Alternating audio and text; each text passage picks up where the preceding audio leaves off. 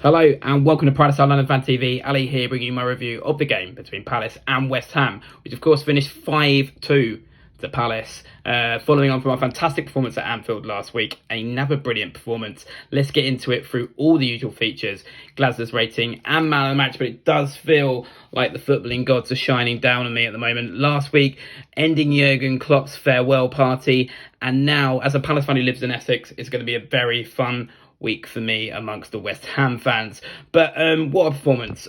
First half an hour, the game was done. I think we were brilliant both on and off the ball. I think the intensity of our passing, the options available to the players when they're on the ball in this system is vast. You know, every time we're on the ball, there seems to be 2 or 3 options for the player, and there were the Ole's as we just kept the ball, and West Ham just looked a little bit baffled as to what was going on, really. Off the ball, we were relentless in our pressing, and it was just a brilliant performance all round. Some of the goals were just fantastic. The first goal in particular, the quickness and the sharpness of the passing, and just what a difference a few months makes, really. Obviously, everyone's going to say Eze and Elise are back, and obviously it's a big reason why things are better. You look at any team in the Premier League. If you took Maddison and Son out of Tottenham and put them back in, they're going to get better. But the barometer for me of the improvement under Glasner and of his coaching are the players like Nathaniel Klein and Will Hughes. The difference in them in the last 2 games is immeasurable, and anyone with any ounce of footballing knowledge can see the quality of coaching that is going into this team right now.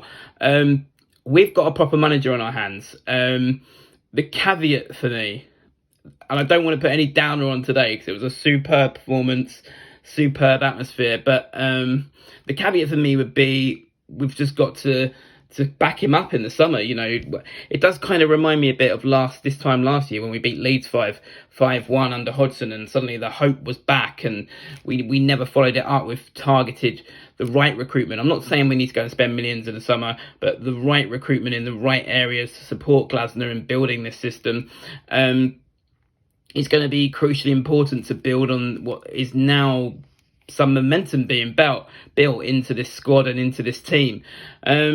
But, I will also, I've criticised the board, and I was one of the ones criticising the board in December, January. I have to give them credit because since then they've appointed what looks like a manager with real pedigree.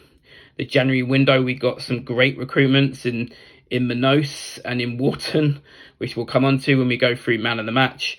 And also the news this week that we are looking set to start building the new stand hopefully in the summer. And that's a massive step forward for this football club, both on and off the pitch. So I have to give them credit where it's due. But I guess as well, you could say West Ham were very poor. David Moyes very critical of his team, but we forced the issue on them, which I don't think we would have done a few months ago. And this was, a real, like Liverpool last week, a real signature performance, a real stamp of hopefully what this Glasner era will be about. Man of the match is really difficult. Again, like last week, it's a really, really hard pick. I mentioned Nathaniel Klein and Will Hughes and their improvements. I thought Richards came back and had a very, very good game. Eze and Elise are just unbelievable. It's like when they sort of turn and then just took the mick out of West Ham so many times, and then they just sort of take on a few players and then stop and then go again. It's just unbelievable to watch. 2 great players to watch in the red and blue. Mateta rejuvenated. Like, this guy, it's not just the goals today. I loved this celebration where he was like toying with the crowd up to the corner flag, but then didn't actually boot the corner flag in front of the Homesdale. But it's his movement. Come back to this movement. The movement of the whole team is superb, but his movement and his hold-up plays, it's like a completely new player. But for me, man of the match, even though he went off injured, and I've resisted giving him man of the match the last few weeks, I've got to give it to Wharton. I mean, one of the ball he played in the first goal, but his passing for someone so young, the calmness on the ball from him, and 9 times out of 10 he chooses the right pass. This guy is a serious player. Like, he will be in an England shirt within the next 2 years. I'm sure of it. And it's just the way he dictates play from deep, alongside Anderson. We've got someone in the midfield now who's got that quality, and long may it continue. He did go off injured, but Glasner's saying he just thinks it was a knock to the knee and they should be able to get through that pain, and hopefully he's playing on Wednesday night against Newcastle, because that's going to be a tough game. Newcastle refinding some form, in particular Anthony Gordon and Isaac. So I think we are in for a great game on Wednesday night. If we bring that level of performance, it's going to be a brilliant game. As always, I'll be doing a review. Let's hope, like today, we're feeling Glasner all over. And if you want to see any more, of course, press the subscribe button.